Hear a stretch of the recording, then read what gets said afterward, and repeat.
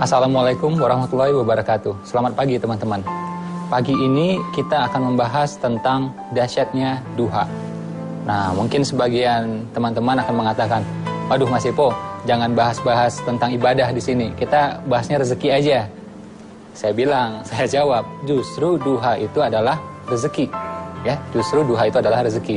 Seperti yang saya bahas di buku saya, ada salah satu tokoh yang saya angkat di sini, namanya Azim Premji gitu ya. Dia adalah salah satu orang terkaya di India. Ternyata salah satu rahasia sukses dia adalah duha, ya, sholat duha. Dia mengatakan, jadi sesiapa yang berduha, maka dialah orang yang paling dekat dengan kemenangan. Jadi dia kutip dari sebuah hadis, kemudian dia ubah sedikit kata-katanya, dia jadikan kalimat motivasi, yaitu siapa yang berduha, maka dialah orang yang paling dekat dengan kemenangan. Ini luar biasa. Di Indonesia kita melihat seperti Pak Sandiaga Uno, ya. Dia adalah orang terkaya, masuk dalam 40 orang terkaya di Indonesia. Ternyata dia juga merutinkan duha sejak dulu. Rutin loh, bukan sesekali. Dan kita lihat lagi di Indonesia, ada lagi contoh-contoh yang lain ya. Seperti pemilik Semerbak Coffee, namanya Pak Iwan Agustian. Itu ratusan cabang di Indonesia. Ternyata pendirinya 2 orang ya, rutin duha. Ada juga trainer yang sangat terkenal, namanya Pak Zamil Azaini. Itu juga rutin duha. Ada lagi seorang pakar keuangan, namanya Pak Ahmad Ghazali, rutin juga berduha.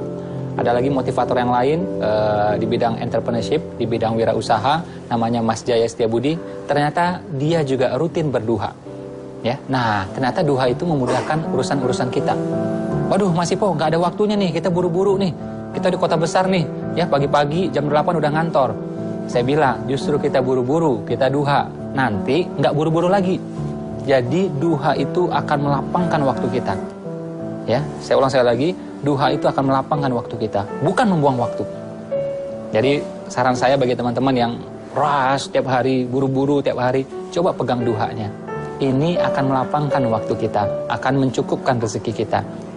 Saya teringat dulu ya, ketika saya pengen jodoh lah, ya, wah menarik nih ya. Jadi ketika saya pengen jodoh waktu itu, saya pengen jodoh saya, calon istri saya, orang yang merutinkan duha. Nah, jadi saya mikirnya dibalik aja. Kalau saya pengen jodoh saya seperti itu, apakah saya seperti itu? Ternyata saya kadang duha, kadang tidak. Nah, akhirnya saya mulai merutinkan. Saya mulai merutinkan dan saya mulai meningkatkan waktu itu. Ini subhanallah, hanya berapa bulan setelah itu, saya ketemu tuh dengan dia. Ketemu dengan dia. Jadi, ketemu kita beneran. Saya duha, dia juga duha, ketemu. Walaupun kita sebelumnya tidak pernah bertemu. Dan gak pakai lama, setelah itu kita langsung menikah waktu itu. Jadi duha ini benar-benar rezeki, bukan semata-mata materi, bahkan juga bisa waktu, bisa jadi juga kemudahan urusan, bisa juga jodoh, kayak kasus saya tadi gitu. Nah, makanya kita akhirnya di bisnis saya ya, di TK Khalifah, saya mengajak guru-guru dan siswa-siswa di sana, TK loh, anak-anak TK loh, untuk merutinkan duha. Jadi sebelum mulai aktivitas gitu ya, mereka wudhu dulu, kemudian duha. Ini luar biasa. Begitu dia wudhu, ternyata anak-anak itu tenang. Karena anak-anak tuh biasanya ini nih, ya biasalah anak kecil ya, heboh gitu. Nah, itu tandanya sehat. Nah, cuma mau belajar ini kan perlu tenang. Karena itu dia wudhu dulu, kemudian dia duha. Efeknya tenang luar biasa. Semenjak ya, jadi ketika waktu itu saya minta seluruh tim saya berduha waktu itu di TK Khalifah, itu TK kita langsung pertumbuhannya luar biasa. Jadi dari 4 cabang langsung naik 15 cabang, terus naik lagi sampai 70-an cabang di seluruh Indonesia. Nah akhirnya tanpa saya minta pun, akhirnya seluruh tim sekarang ya alhamdulillah rutin berduha. Jadi orang-orang di rumah ya, seperti yang bantu-bantu di rumah, yang mengasuh anak saya, sampai juga yang bawa mobil saya, itu rutin juga berduha, alhamdulillah. Jadi duha itu akan mencukupkan waktu kita, duha itu akan melapangkan rezeki kita. Pernah juga saya kejadian ketika ketemu masalah-masalah yang berat gitu ya. Jadi udah tahu nih, siang bakal ketemu masalah yang berat. Ya udah, kita beli dulu, tanda petik gitu ya. Kita beli dulu tuh masalah dengan duha. Kita duha paginya, kita berdoa dan mudah-mudahan akan dilancarkan, dimudahkan. Dan beneran itu terjadi. Jadi duha ya, kalau dikombinasi dengan yang lain, saya menyebutnya dengan 7D ya, 7D. Ini adalah rezeki yang luar biasa. Apa tadi? 7D. Apa saja 7D tersebut? Pertama, duha. Kedua, doa. Ya. Terus apa lagi? Dagang. Ya. Nah, dagang ini penting nih. Rezeki nih. Terus apa lagi? Derma. Ya, derma. Terus apa lagi? zikir. Nah, ini udah 5D nih. Duha, doa, dagang, derma, zikir. Ya, 2D lagi apa? Nah, kalau 5D ini sudah kita pegang semuanya, sama dengan duit tambah dahsyat. D ke-6 dan D yang ke-7, duit tambah dahsyat. Bukan kita beribadah untuk duit, bukan, ya.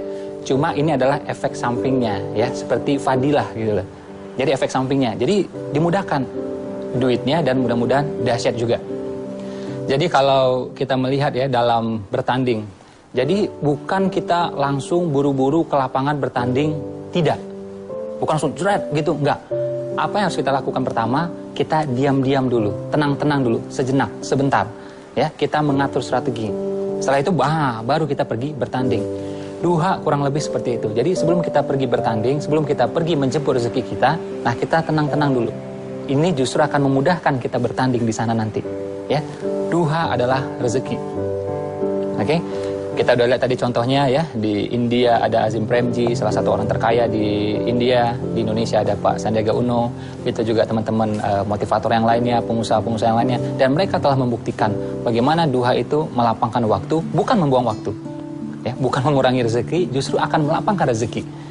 Jadi saran saya teman-teman rutinkan. Kalau belum bisa banyak, dikit dulu, mungkin dua rakaat dulu. Jadi gini loh, duhanya mungkin 2 rakaat, tapi keyakinannya mesti 100%. Jangan sampai ya, kita duha sampai 8 rakaat, ya bagus gitu. Tapi jangan sampai 8 rakaat, tapi keyakinannya 0. Jadi duha ini kurang bekerja dia.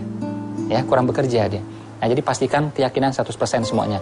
Doa, usaha, ikhtiar, amal, action, termasuk juga duha, harus dengan keyakinan 100%. Oke? Itu saja untuk pagi hari ini.